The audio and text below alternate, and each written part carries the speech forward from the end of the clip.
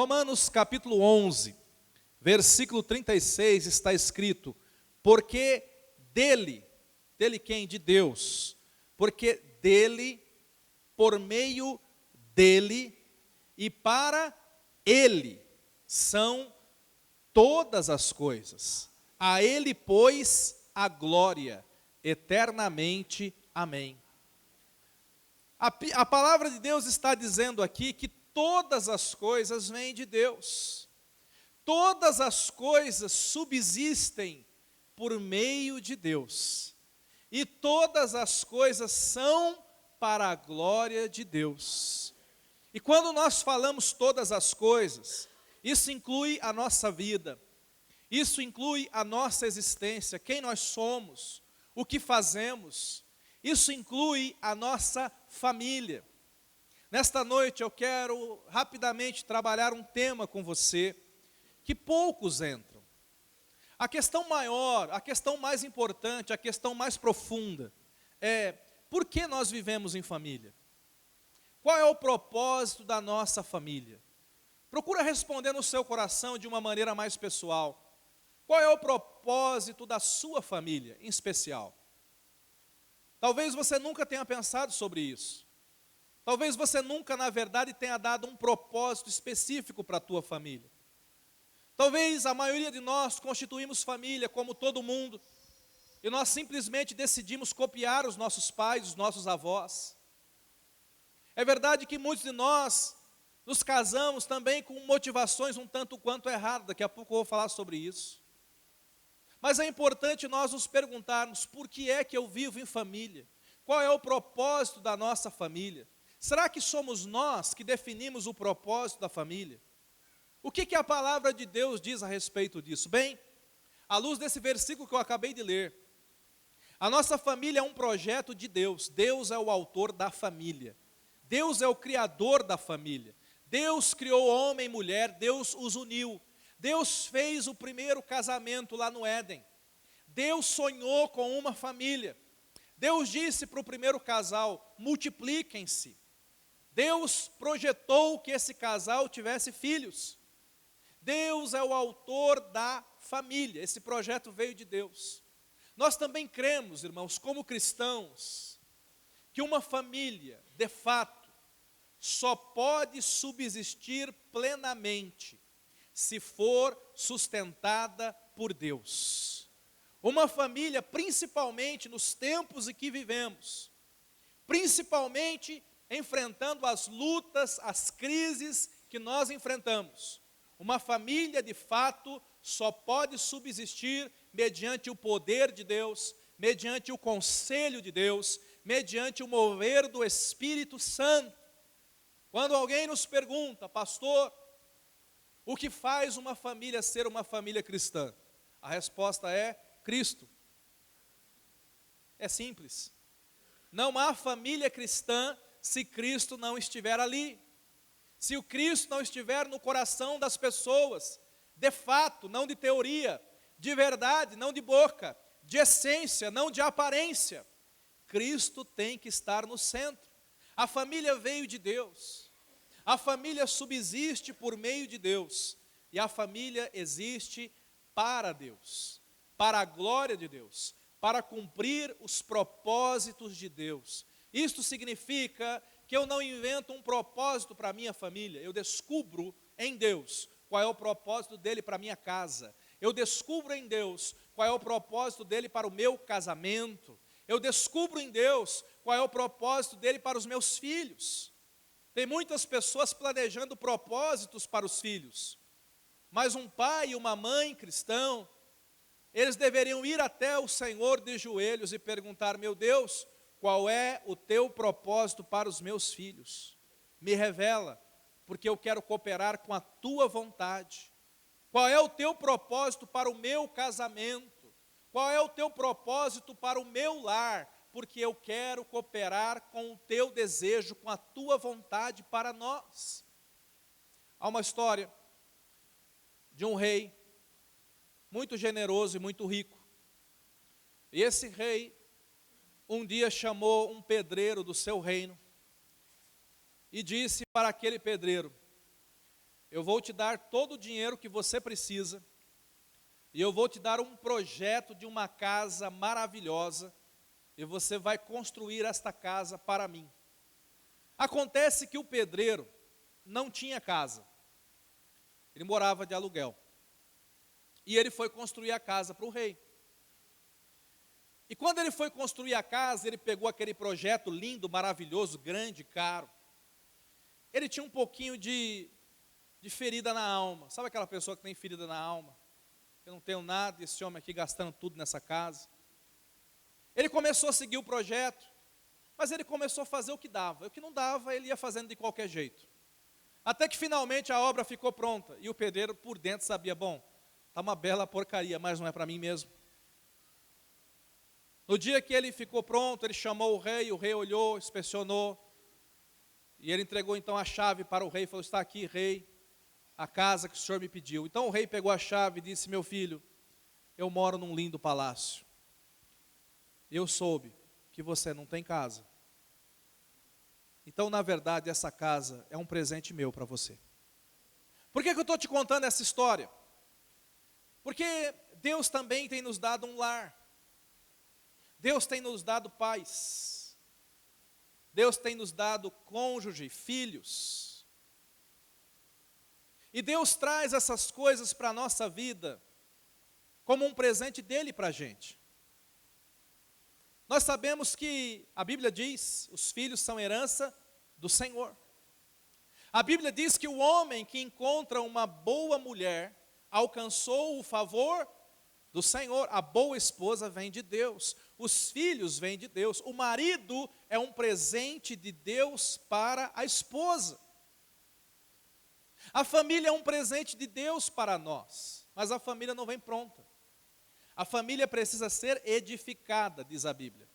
Eu e você, nós temos a incumbência de edificar a família. Mas é verdade que muitas pessoas, até cristãos, nessa incumbência, eles dizem, bom, é de Deus mesmo, não é para mim. Os filhos um dia vão embora, eu vou fazer o que der. Deus nos tem dado um projeto através da sua palavra. Ele diz, olha, eu tenho um projeto de como você vai edificar a sua casa. Eu tenho um projeto e existem alguns materiais que você vai usar no seu casamento, o amor, o respeito e tantas outras coisas. Existem alguns materiais que você vai usar na criação do seu filho. A Bíblia diz, criai-os na doutrina do Senhor. Você está criando o seu filho com o quê? Com doutrina de televisão? Com doutrina de internet? Ou você está criando o seu filho com doutrina do Senhor? Quem está no centro da nossa família? Quem está no centro da nossa vida? Quando eu vou aconselhar um jovem que vai se casar, é muito comum fazermos a seguinte pergunta para ele. Eu gosto de fazer essa pergunta. Por que é que você quer se casar, meu filho? E é muito legal de ouvir as respostas. Porque muitos dizem, pastor, os apaixonados, né? Às vezes na frente da menina, ou ela na frente dele, eles vão dizer assim, eu quero fazê-la feliz, daqui a pouco eu chego lá. Mas eu já escutei também muita resposta assim, pastor, está na hora de eu ser feliz. São pessoas que casam para serem felizes. Não, pastor, eu não sou esse tipo. Não é? Eu já escutei de muitos casados, pastor, meu casamento é uma droga. Por quê? Porque eu não sou feliz. Meu casamento não está me fazendo feliz. Meu cônjuge não me faz feliz. A vida que eu vivo não me deixa feliz. Sabe quem é que está no centro desse casamento? Diga, eu. É o ego, é o eu. Casamentos que são construídos sobre o eu não vão longe. Casamentos que são edificados sobre um alicerce chamado ego vão desmoronar. Porque ninguém nessa vida vai conseguir fazer você feliz, a não ser Deus. Mas para que Deus te faça feliz, o teu ego tem que morrer.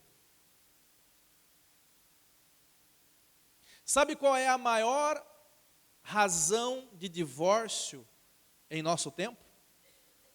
Você pode dar um monte de motivos, mas biblicamente falando, a maior razão de divórcio é o culto ao eu. Pastor, eu quero ser feliz. Pastor, as minhas razões são mais fortes.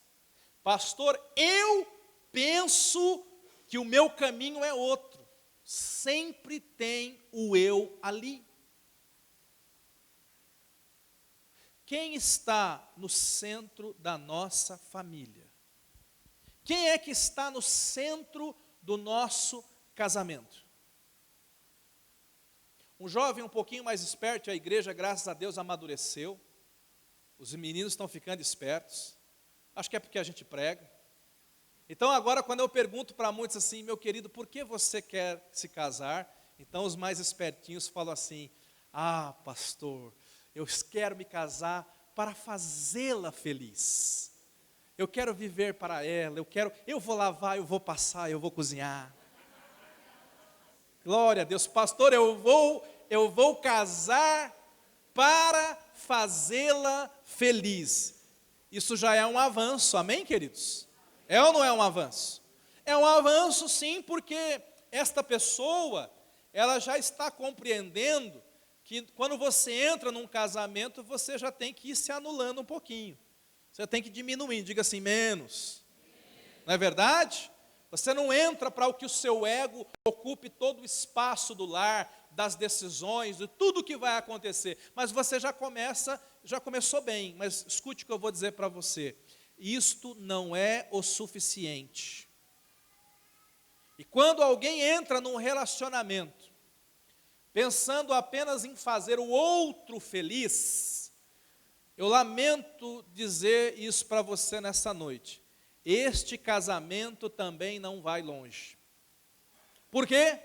Porque a finalidade desse casamento ainda é o homem.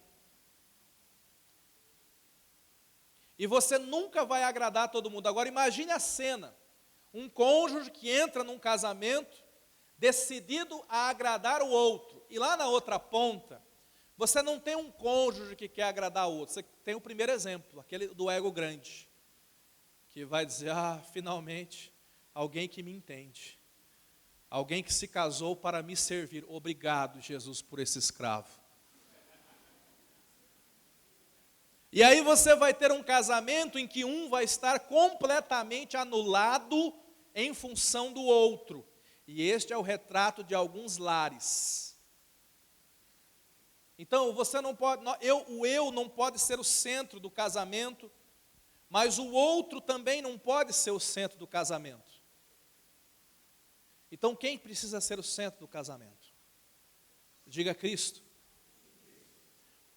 A Bíblia diz que o casamento cristão é aquele que Cristo é o centro.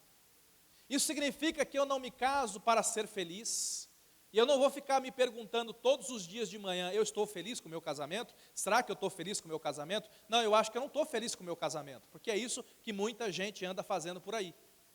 E muitos começam a concluir, não, eu não estou feliz, eu vou conversar com alguém, eu não estou feliz. Não faça mais essa pergunta. Fala para quem está do outro lado, nunca mais se pergunte se você está feliz no nosso casamento. Fala aí. Não faça essa pergunta. Essa é a pergunta errada. Essa é a pergunta que nós não devemos fazer.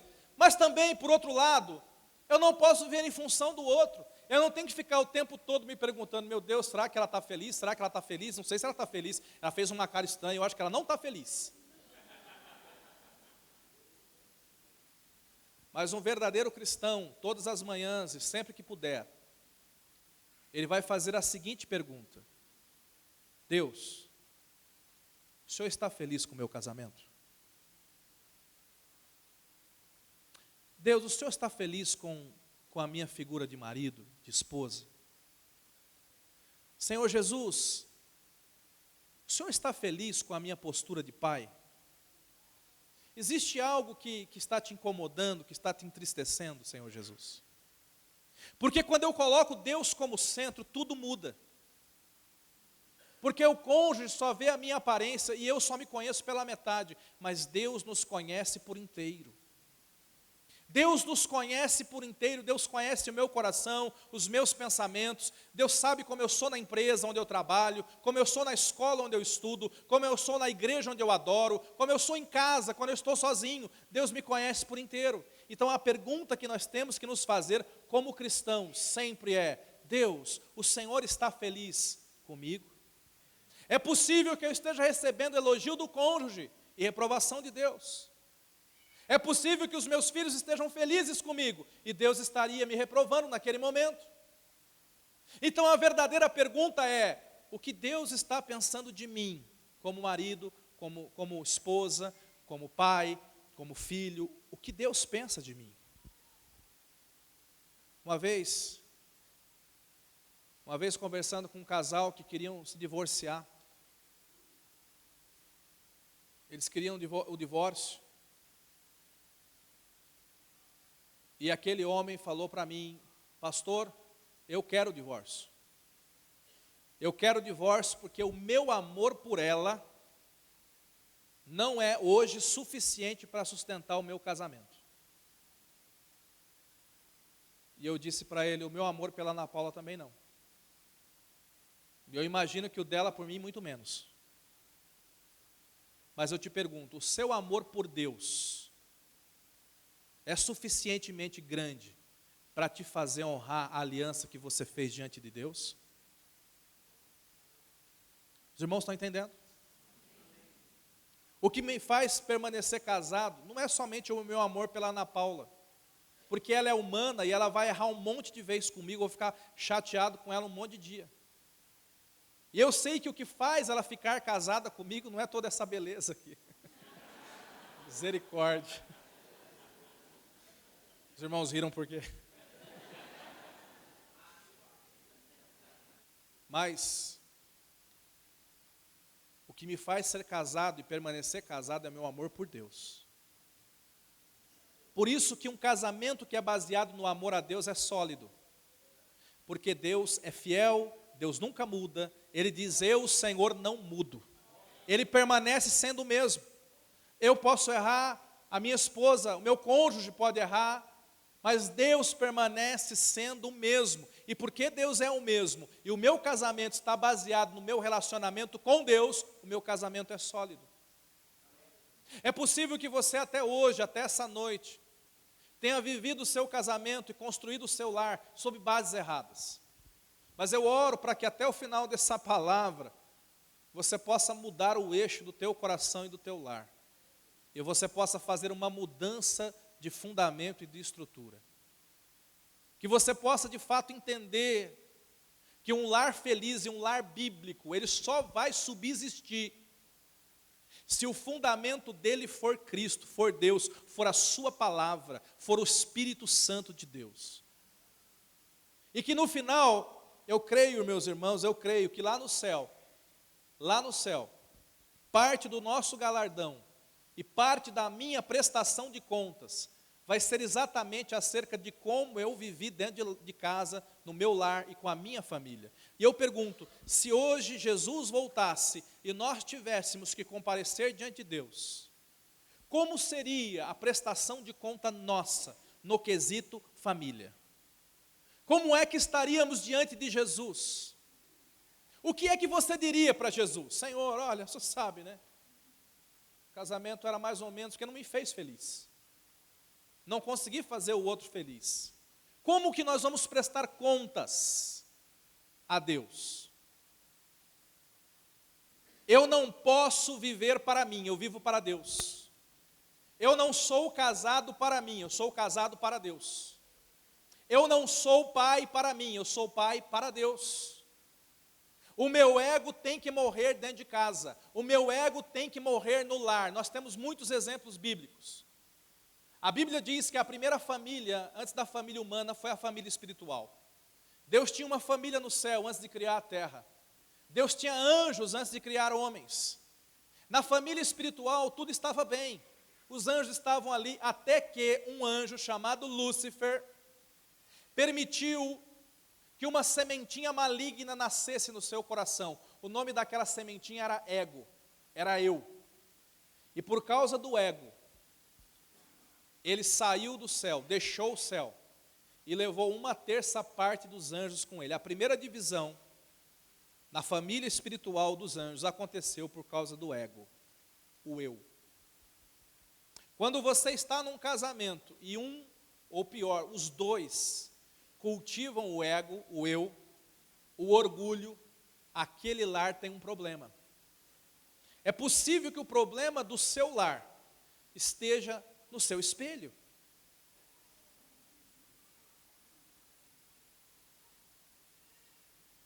E se estiver ali, você vai ter que se deixar tratar pelo Espírito Santo de Deus. A Bíblia diz que quando Deus criou a primeira família e colocou no Éden, Eva estava lá e Satanás vem, você sabe, você conhece a história. Satanás, Gênesis capítulo 3, começa a tentar a Eva e ele vai logo no ego. Olha, coma dessa fruta, seus olhos se abrirão, você conhecerá o bem e o mal, você vai ser como Deus. Até hoje, Satanás continua sussurrando no coração de muita gente: olha, esse caminho vai te fazer feliz. Esse caminho é o melhor para você. O diabo sempre vai sussurrar para você que tem alguém lá fora que te aconselha melhor do que o seu pai, sua mãe. Sempre vai sussurrar que tem lá fora alguém que é melhor do que o seu cônjuge. Sempre vai acontecer isso. E o que o diabo está fazendo? Apelando para o ego. Quantas vezes nós ouvimos isso em aconselhamento? Pastor, eu tenho o direito de ser feliz. Não, você tem o dever de fazer Deus feliz com o seu casamento. Eva caiu no engodo de Satanás. Quando Deus veio tratar Eva e veio tratar Adão lá no Éden, de novo, quem foi que comeu do fruto que não era para comer? Adão. O Adão com a boca suja. Fala assim, foi a mulher. Até hoje eu escuto isso nos aconselhamentos. Essa mulher que Deus me deu, esse homem que Deus me deu. Pastor, olha só que tralha que parou na curva do meu rio. Agora eu tenho que aguentar isso aqui. A culpa é de Deus, a culpa é dele. Mas ninguém quer assumir a culpa. Por quê? Porque o orgulho não deixa. O orgulho te impede de pedir perdão. O orgulho te impede de reconhecer seus erros. O orgulho te impede de se quebrantar. O orgulho te impede de se arrepender. O orgulho te impede de buscar ajuda em Deus. O orgulho te impede de buscar conselho. Quantos casais apodrecem, são destruídos? Por quê? Aí, quando chega lá no escritório, já foi. Quando chega na igreja, já foi. Pastor, eu vim aqui, o senhor orar para me consolar, que eu assinei o divórcio ontem. Mas peraí, meu filho, quanto tempo? Faz 2 anos. Mas por que não procurou ajuda? Ele pode dar qualquer desculpa. A resposta é ego. Eu tinha um ego muito grande, eu não sabia pedir ajuda. Eu tinha um ego muito grande, eu não sabia pedir conselho. Eu tinha um ego muito grande e eu não queria que ninguém soubesse. A minha reputação era mais importante do que o meu casamento.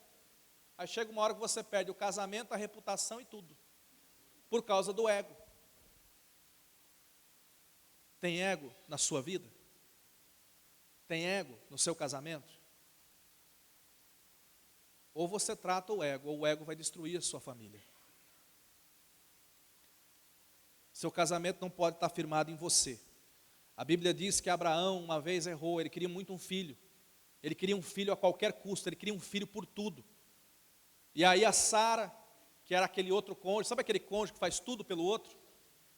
No coração de Sara, Abraão era o centro, mas no coração de Abraão ele queria um filho. Então Sara chega e fala: Abraão, você quer tanto um filho? Vamos cumprir o seu desejo, meu filho. Deus já falou, já abençoou, você vai dormir com a nossa empregada aqui, você vai fazer um filho. Ele errou, meu irmão. Ele errou porque ele queria tanto uma coisa, mas não era da forma de Deus, não era no tempo de Deus, não era do jeito de Deus, e principalmente, ele deixou de ouvir a Deus para ouvir o cônjuge, e ele deixou de ouvir a Deus para ouvir o eu, o ego, que ele queria. E por causa disso ele caiu. E quantas pessoas estão caindo pelo mesmo motivo? A Bíblia fala de um casal, Urias e Betseba. Urias era um capitão do exército. A Bíblia diz que no tempo que os reis iam para a guerra, Davi ficou no palácio. Enquanto Davi passeava pelo palácio, ele viu uma mulher tomando banho. E ele ficou olhando e a desejou, você conhece a história. Então Davi, quando descobre que ela está grávida, tem um plano. Traz o marido para cá, no pretexto de dar um recado. E ele vem, me dá o recado, eu falo para ele, vai para a tua casa, fica com a tua mulher. E o Urias diz assim, Urias não vai para casa, ele fala assim, de forma nenhuma. Os meus amigos estão na guerra e eu vou estar com a minha mulher? De forma nenhuma, eu vou dormir aqui no pé do palácio aqui, não vou para casa. Colocou os amigos à frente do cônjuge, vou jogar bola, vou trabalhar. Colocou o trabalho, a carreira, decisões profissionais acima da família. Não baseie o seu casamento no ego. Não baseie o seu casamento naquilo que você pensa. A Bíblia fala de Ló, companheiro de Abraão. Ele tomou uma decisão profissional, financeira, que acabou com a família dele. Chegou um momento que a terra era pequena demais para ele e para Abraão. E a Bíblia diz que Ló olhou para as campinas verdes de Sodoma e Gomorra e viu que aquele lugar era muito próspero. E a Bíblia diz que Ló acampou as suas tendas naquelas campinas. E as tendas de Ló chegaram até Sodoma.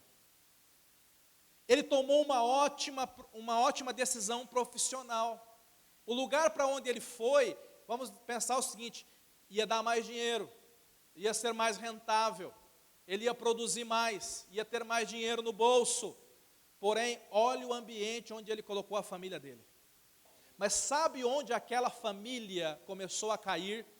No dia em que Ló colocou o seu ego, a sua axiologia, o que era melhor financeiramente, acima do que era melhor para a sua família. Não coloque a carreira acima do casamento. Não coloque o trabalho acima, nem o ministério você pode colocar acima do seu casamento. A Bíblia fala de um filho chamado Sansão, que foi um fracasso como filho, porque viveu para ele.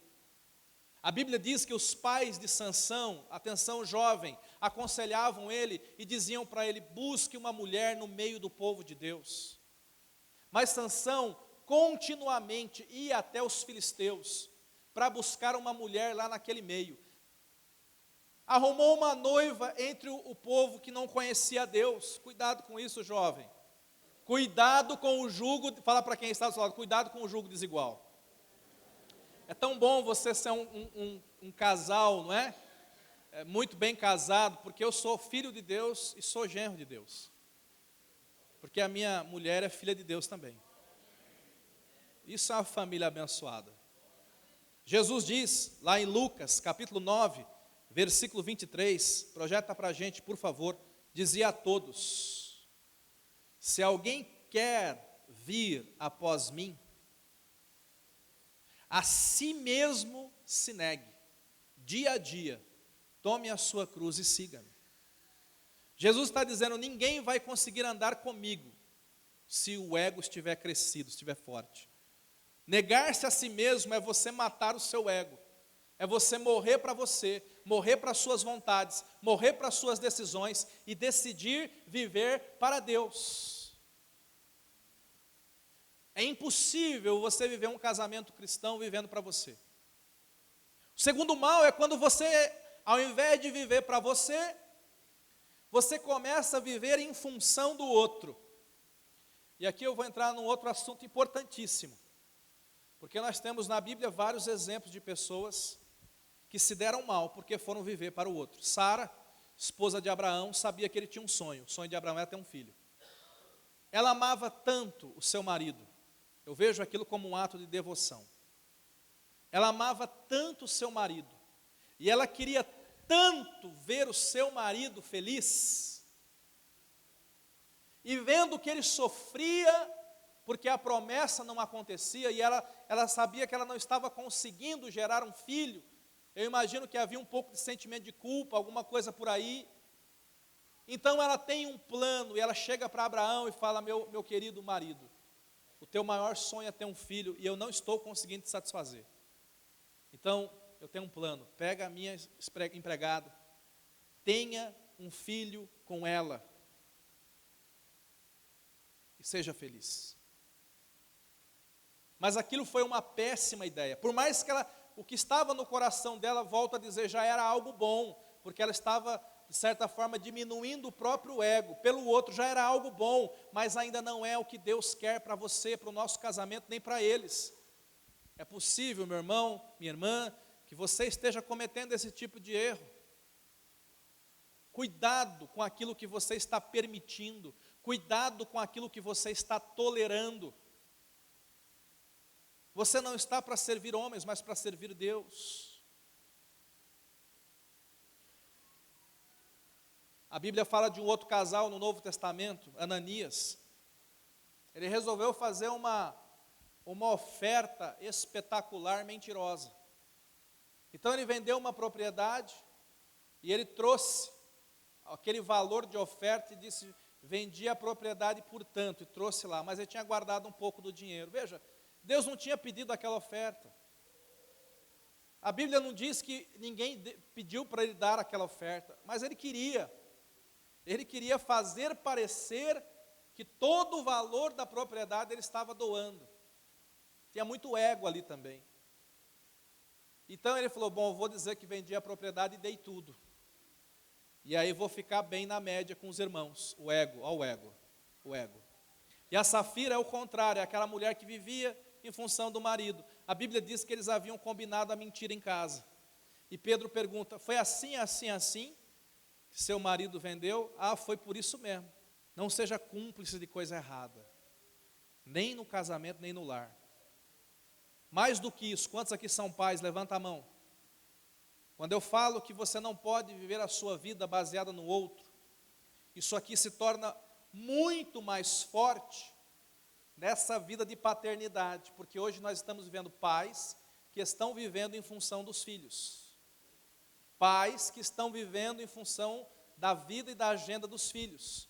Os filhos é que estão determinando o ritmo do casal, o ritmo da família. Existem casas onde marido e mulher não mandam mais nada, quem manda é o filho, é a filha. Já de pequenininho já começa a mandar. Você colocou o seu filho como o centro do seu lar, isso está errado. Você colocou o filho como o alicerce do seu lar, isso está errado. Tem pais que querem se realizar nos filhos, não é verdade? Tem pais que eles não conseguiram alcançar o que queriam, se frustraram, então eles querem se realizar nos filhos. E aí eles querem que os filhos sejam aquilo que eles não foram. Então tudo fica em função do filho, é desse jeito, mas eles nunca pararam para perguntar, meu Deus, o que o Senhor quer dos meus filhos? Qual é o teu plano para os meus filhos? A Bíblia fala de Davi, 1 Reis capítulo 1, versículo 5, atenção papai, Davi foi um grande guerreiro, um homem de Deus, venceu tantas coisas, mas Davi foi um fracasso dentro de casa como pai. Então Adonias, filho de Agite, Agite é o nome da esposa de Davi, uma delas, se exaltou e disse, eu reinarei. O que tem de menino e menina dentro de casa, dizendo eu reinarei aqui dentro de casa. O que tem de criança, jovem, adolescente, dizendo eu reinarei a partir de agora. Eu quero aquilo, mas o papai não tem dinheiro. Não interessa, eu quero. E lá vai o coitado fazer dívida. Por quê? Porque você colocou essa criança no centro do seu lar. Ao invés de ensiná-la que o centro do seu lar é Deus. Eu reinarei. Providenciou carros, cavaleiros, 50 homens que corressem adiante dele. Versículo 6. Agora olha o problema. O problema não era o Adonias. Diga assim, o problema não são os filhos. Repita com convicção, o problema não são os filhos. A Bíblia diz que o problema não era Adonias, não era o filho. A Bíblia diz assim, jamais o seu pai o contrariou. Jamais o seu pai lhe perguntou, por que é que você procede assim, menino? Um pai que nunca confrontou o filho, nunca contrariou o filho. Nunca perguntou onde é que você vai, quem é esse teu amigo? O que você está pensando? Por que você está falando isso? O que está aí no seu coração? Você sabe o que está no coração do seu filho? Você não pode ser o centro do seu lar, mas teu cônjuge, teu filho também não pode ser. Efésios capítulo 5, vamos encerrar aqui. A partir do verso 22, nós temos uma descrição do que é uma família. Mas eu comecei essa mensagem dizendo que o verdadeiro lar vem de Deus, subsiste por meio de Deus e é para a glória de Deus, não foi isso? Esse texto, ele comprova isso. Vamos ler a partir do 17. Porque antes de Deus falar acerca do lar cristão ideal, olha o que Deus diz no 17.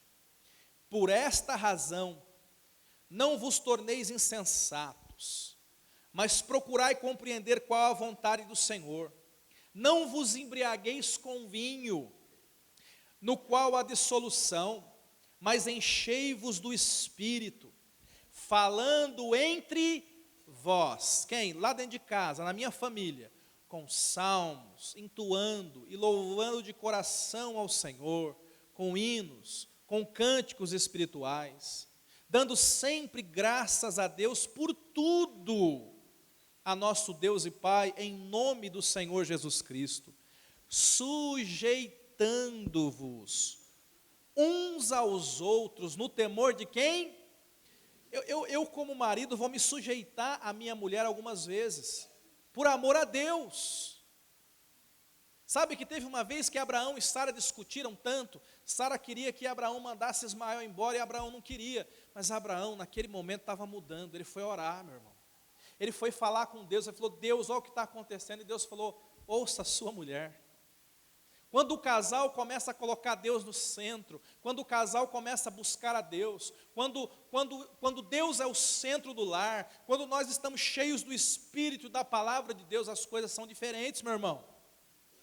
Eu me sujeito a um casamento, aqui é a minha base bíblica, por amor ao Senhor. Por que você vai permanecer casado? E vai ficar casado até que a morte o separe? Porque você ama a Deus. Porque você ama a Deus. O amor humano não é suficiente para sustentar um casamento, mas o amor de Deus é. O amor de Deus é suficiente. E a Bíblia diz, somente depois desse mover espiritual, somente depois que os nossos corações estão de fato voltados para Deus, cheios do Espírito Santo, da sua palavra, a palavra está na minha boca, é um ambiente diferente, aí é nesse ambiente, é nesse clima, é nesse contexto que vem o 22. As mulheres sejam submissas a seu próprio marido. Agora é fácil, meu irmão. Agora é fácil. Sejam submissas ao marido como ao Senhor. Porque o marido é o líder da mulher, como Cristo é o líder da igreja, sendo esse mesmo Salvador do corpo. Como, porém, a igreja está sujeita a Cristo, assim também as mulheres, sejam em tudo, diga em tudo, irmãs, submissas ao seu marido. Mas veja, agora ficou fácil. Eu estou falando de uma casa onde há um mover espiritual, eu estou falando de uma casa voltada para o Senhor, eu estou falando de uma casa onde Deus é o alicerce, é o centro, onde Deus é louvado, é adorado, onde Deus é temido, onde Ele é ouvido, onde Ele é obedecido.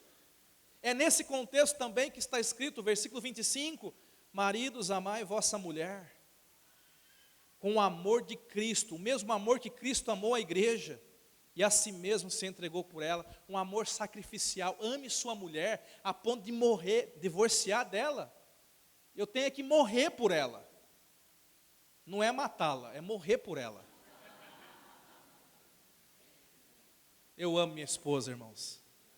Eu já falei que se ela me deixar, eu já falei, se você me deixar, eu vou atrás, eu vou junto. Não pense separar de mim, para onde você for, eu vou atrás, eu vou junto. Não dá, eu amo minha esposa. E sabe o que é que nos sustenta? É ter Deus no centro.